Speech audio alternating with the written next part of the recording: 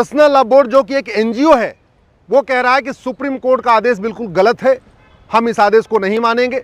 वो supreme court के आदेश को चुनौती भी देने जा रहा है कि सभी बहन बेटियों को गुजारा भत्ता जो देने का आदेश है सुप्रीम कोर्ट का, वो गलत है। मैं पहले भी कई बार कह चुका हूं, शरीर में अगर कोई गांठ बन जाए उसको जल्दी से जल्दी निकाल देना चाहिए। अगर गांठ वो लंबे समय तक रहती है तो वो कैंसर बन जाती है।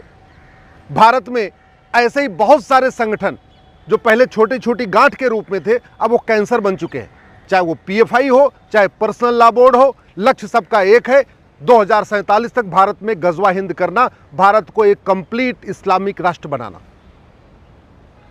समाधान तू मैं नहीं है, समाधान आरोप प्रत्यारोप नहीं है, नूरा कुश्ती नहीं है, बतौलेबाजी नहीं है। शाम की टीवी की मीडिया में डिबेट जीतने से कुछ फर्क नहीं पड़ेगा, फर्क पड़ेगा कानून बनाने से।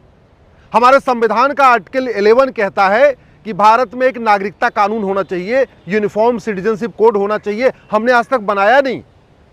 सबसे पहले सरकार को एक यूनिफॉर्म सिटीजनशिप कोड बनाना चाहिए और उसमें सेट कर देना चाहिए कि जो प्रियम्बल में लिखा हुआ है संविधान के, इक्वलिटी को नहीं मानेगा, जस्टिस को नहीं मानेगा, लिबर्टी को नहीं मानेगा, फ्रेटर्निटी को नहीं मानेगा, यूनिटी को नहीं मानेगा, नेशनल इंटीग्रेशन को नहीं मानेगा, जो लिबर्टी ऑफ थॉट्स नहीं मानेगा, लिबर्टी ऑफ बिलीफ को नहीं मानेगा, उसको भारत की नागरिकता नहीं मिलेगी। अगर ऐसा कर देते तो बाकी ये जितने गांठें बनी है ना, ये गांठें तब ठीक हो गई होती। ये गांठें इसलिए चल रही हैं कि हमने संविधान के जो प्रावधान हैं उनको भी नहीं इंप्लीमेंट किया, उनका ठीक से इंटरप्रिटेशन में नहीं किया। हमने धर्म को रिलीजन समझ लिया, रिलीजन को धर्म समझ लिया है, जबकि धर्म और रिलीजन में जमीन आसमान का अंतर है। धर्म जोड़ता है, रिलीजन तोड़ता है, लेकिन हमने धर्म को रिलीजन समझ लिया। वो जो भी रिलीजन वसुधैव कुटुंबकम को नहीं मानते, नारी तू नारायणी को नहीं मानते, भारत में जो भी संगठन भारतीय संस्कृति को नहीं मानते, समता समानता समरसता को नहीं मानते, एकता भाईचारा को नहीं मानते, नारी तू नारायणी को नहीं मानते, सर्वमंगल मांगल्य सर्वे शिवे सर्वार्थ साधिके को नहीं मानते, वसुधैव कुटुंबकम को नहीं मानते, उनको लाइसेंस क्यों दे रखा है? उनको बाकायदा फंडिंग हम क्यों करवा रहे हैं? इसलिए मेरा ये मानना है कि धर्म और रिलीजन को डिफाइन करने की ज़रूरत है और एक समान नागरिकता संहिता बनाने की ज़रूरत है। ये जितने भी देश विरोधी संगठन हैं, सबकी फंडिंग कैश में होती है। इनकी 90% फंडिंग कैश में होती है। जो भारत के अंदर ब्लैक मनी जनरेट होती है उससे फंडिंग होती है, या खाड़ी देशों से हवाला के जरिए होती है, पाकिस्तान से हवाला के जरिए होती है। लेकिन हमने कैश लेन देन पे लिमिट सेट नहीं किया। आज भी 2000 की नोट चल रही, 500 की नोट चल रही, उसकी ज़रूरत ही नहीं। ये कैश हमारे लिए जहर के समान है। चाहे वो नक्सली हो, चाहे माओवादी हो, चाहे अलगाववादी हो, चाहे जिहादी हो, चाहे मजहबी उन्माद फैलाने वाले हैं, चाहे मिशनरी हो, सबकी फंडिंग कैश में हो रही है। जब तक ये कैश नहीं बंद होगा, इन संगठनों की कमर नहीं टूटेगी। हमने आज तक यूनिफॉर्म पुलिस कोड नहीं बनाया। नतीजा यह है कि केरल की पुलिस अलग तरीके से काम कर रही है, बंगाल की पुलिस अलग तरीके से काम कर रही है, यूपी की पुलिस अलग तरीके से काम कर रही है। अगर हम जिहाद मजहबी उन्माद को रोकना चाहते हैं तो यूनिफॉर्म पुलिस कोड बनाना पड़ेगा, one nation one police code बनाना पड़ेगा, यूनिफॉर्म जुडिशियल कोड बनाना पड़ेगा। पूरे देश की जुडिशरी, पूरे देश की कोर्ट एक तरीके से काम करे, उसके लिए one nation one code, one judicial code बनाना पड़ेगा। हम चाहते हैं अगर जिहाद मजहबी उन्माद कट्टरवाद घुसपैठ धर्मांतरण रुके, हमें one nation one administrative code बनाना पड़ेगा। पूरे देश के कलेक्टर कप्तान एक तरीके से काम करें। अगर हम चाहते हैं कि इन जिहादी संगठनों की कमर टूटे तो हमें यूनिफॉर्म टैक्स कोड लागू करना पड़ेगा। अगर हम चाहते हैं भारत में जिहाद मजहबी उन्माद कट्टरवाद कम हो तो जो मुगलों ने मदरसा शुरू किया था उसको बंद करना होगा, अंग्रेजों ने जो मिशनरी स्कूल शुरू किया था उसको बंद करना पड़ेगा। भारत में one nation one education board बनाना पड़ेगा, वन नेशन वन सिलेबस लागू करना पड़ेगा। सब अपनी अपनी मातृभाषा में पढ़ें, सिलेबस करिकुलम कॉमन करना पड़ेगा। हम जिहाद मजहबी उन्माद रोकना चाहते हैं तो हमें भगवत गीता, रामचरितमानस, रामायण को अनिवार्य करना होगा स्कूलों में, प्राइमरी स्कूलों में। अब आप सोच रहे हो भारत सेकुलर है, तो हाँ, भारत में संविधान में ये लिखा है कि आप रिलीजियस बुक नहीं पढ़ाएंगे। ये भगवत गीता, रामचरितमानस, रामायण ये रिलीजियस बुक नहीं है, ये धार्मिक पुस्तकें हैं। इसमें ये किसी एक संगठन के लिए नहीं है, किसी एक कम्युनिटी के लिए नहीं है, ये सबके कल्याण के लिए।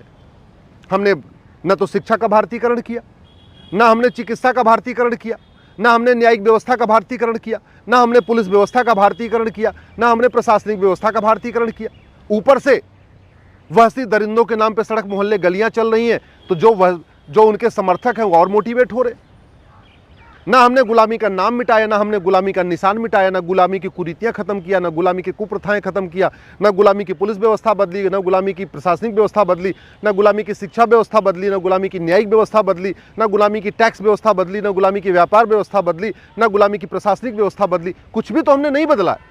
और जब नहीं बदला है तो फिर जिहाद भी चल रहा है, मजहबी उन्माद भी चल रहा है, नशा तस्करी भी चल रही है, मानव तस्करी भी चल रही है, सोना तस्करी भी चल रही है, घुसपैठ भी चल रही है, रोहिंग्या भी आ रहे हैं, बांग्लादेशी भी आ रहे हैं और आके यहाँ बसते चले जा रहे हैं। बाहर की फंडिंग कांग्रेस ने 2010 में यहाँ पे फंडिंग कराने के लिए कानून बनाया FCRA, हमने उसको खत्म नहीं किया। तो देश विरोधी NGO, देश विरोधी पत्रकारों, देश विरोधी कलमकारों, देश विरोधी लेखकों, बुद्धिजीवियों को फंडिंग आज भी हो रही है। फंडिंग जब तक फंडिंग नहीं रुकेगी तब तक उनका एजेंडा नहीं रुकेगा। हमने उनके इकोसिस्टम को तोड़ने के लिए फंडिंग पे काम नहीं किया। भारत के अंदर जो ब्लैक मनी जनरेट हो रही है, नशे जो ड्रग स्मगलिंग के जरिए कहाँ जा रही है, वो भारत को बर्बाद करने में खर्च हो रही है। वो यहाँ पे यंग जनरेशन को बर्बाद करने में खर्च हो रही है। नशा तस्करी के कारण, अश्लीलता के कारण हमारी यंग जनरेशन बर्बाद हो रही है। घुसपैठ और धर्मांतरण, जनसंख्या विस्फोट के कारण डेमोग्राफी बदल रही है। नतीजा क्या है? नतीजा यह है कि भारत के 9 राज्यों में खत्म हो चुके हैं, भारत के 200 जिलों में खत्म हो चुके हैं, तहसील के हिसाब से भारत की 1500 तहसीलों में खत्म हो चुके हैं। और आज भी तू मैं आरोप प्रत्यारोप, नूरा कुश्ती, बतौलेबाजी, बस धरातल पे काम नहीं हो रहा जिससे कि ये रुकेगा। एक बात याद रखिएगा, मठ मंदिर बनाने से हिंदू नहीं बचेगा। अगर मठ मंदिर बनाने से हिंदू बचता तो अफगानिस्तान में आज भी हिंदू राष्ट्र होता, पाकिस्तान में भी सारे हिंदू रहते, बांग्लादेश में भी हिंदू रहते। हिंदू बचेगा तब मठ मंदिर बचेगा। और हिंदू कैसे बचेगा? वो जब घुसपैठ रुकेगी, धर्मांतरण रुकेगा, जनसंख्या विस्फोट रुकेगा। हमने घुसपैठियों और उनके मददगारों की 100% संपत्ति जब्त करने, नागरिकता खत्म करने, आजीवन कारावास, फांसी देने के लिए कानून नहीं बनाया। हमने धर्मांतरण कराने वाले जिहादियों, मिसरियों की और उनके मददगारों की 100% संपत्ति जब्त करने, नागरिकता खत्म करने, आजीवन कारावास, फांसी देने के लिए कानून नहीं बनाया। हमने हम दो, हमारे दो, सबके दो अनिवार्य करने के लिए कानून नहीं बनाया। तो 10-10, 12-12, 14-14, 15-15 बच्चे पैदा हो रहे। हमने काम नहीं किया है। मैं बार बार कह रहा हूं, ये एयरपोर्ट बनाने से, हाईवे बनाने से, बुलेट ट्रेन बनाने से, वंदे भारत चलाने से न घुसपैठ रुकेगी, न धर्मांतरण रुकेगा, न जनसंख्या विस्फोट रुकेगा। विकास करने से अगर मजहबी उन्माद रुकता तो फ्रांस में आग नहीं लगती। विकास करने से मजहबी उन्माद रुकता तो आज यूरोप बर्बादी की तरफ नहीं बढ़ रहा होता। विकास से मजहबी उन्माद नहीं रुकता है। मजहबी उन्माद रुकता है चीन के रास्ते पे, मजहबी उन्माद रुकता है इजराइल के रास्ते पे। आखिर जितनी पत्थरबाजी भारत में होती है, जितने दुनिया भर के नारे, भारत विरोधी नारे लगाए जाते हैं, कभी आपने सुना कि चीन में चीन विरोधी नारे लगाए जाते हो? कभी आपने सुना कि चीन की रेलवे की पटरियों के किनारे झुग्गियां बन रही हो? कभी आपने सुना कि चीन के एयरपोर्ट के चारों तरफ अवैध कब्जा किया जा रहा है? कभी आपने सुना कि चीन के पार्कों में अवैध निर्माण हो रहा है? वहां नहीं हो रहा तो यहाँ क्यों हो रहा है? क्या चीन के शासक ज्यादा अच्छे हैं क्या? नहीं, चीन के कानून ज्यादा अच्छे हैं। अभी अमेठी में नारे लगे देश विरोधी, केरल में नारे लगे देश विरोधी, बिहार में नारे लगे देश विरोधी। हमने चीन में ऐसा कभी नहीं सुना। मैं देश के सभी सांसदों से निवेदन कर रहा हूं, माननीय प्रधानमंत्री से निवेदन कर रहा हूं, आप इसकी गंभीरता को समझिए। आपने वो सारे काम किए जिसको कभी भारत के लोगों ने सोचा नहीं था। आपने हाईवे बनाया, बुलेट ट्रेन चलाई, एयरपोर्ट बनाए, वंदे भारत चलाई, ये बहुत अच्छा है। लेकिन अभी उस क्षेत्र में काम नहीं हुआ जिसकी आशा लेके सब लोग बैठे हुए थे। भारत के टैक्स पेयर, भारत के राष्ट्रवादी, भारत को मानने वाले, वो बाकी सब चीजें नहीं उनको चाहिए थी। उनको चाहिए थी कि गुलामी, वहशी, दरिंदों के नाम पे जो सड़क मोहल्ले गलियां वो बदलें। भारत का टैक्स पेयर, भारत के सभी राष्ट्रवादी चाह रहे थे कि गुलामी की शिक्षा व्यवस्था बदले, शिक्षा का भारतीयकरण हो। भारत के टैक्स पेयर जो राष्ट्रवादी वो चाह रहे थे कि गुलामी का नाम हटे, गुलामी का निशान हटे, गुलामी की कुरीतियां खत्म हो, गुलामी की कुप्रथाएं खत्म हो, गुलामी की शिक्षा बदले, गुलामी की चिकित्सा बदले, गुलामी की पुलिस व्यवस्था बदले, गुलामी की न्यायिक व्यवस्था बदले, गुलामी की प्रशासनिक व्यवस्था बदले, गुलामी की टैक्स व्यवस्था बदले, गुलामी की व्यापार व्यवस्था बदले, गुलामी की अर्थव्यवस्था बदले।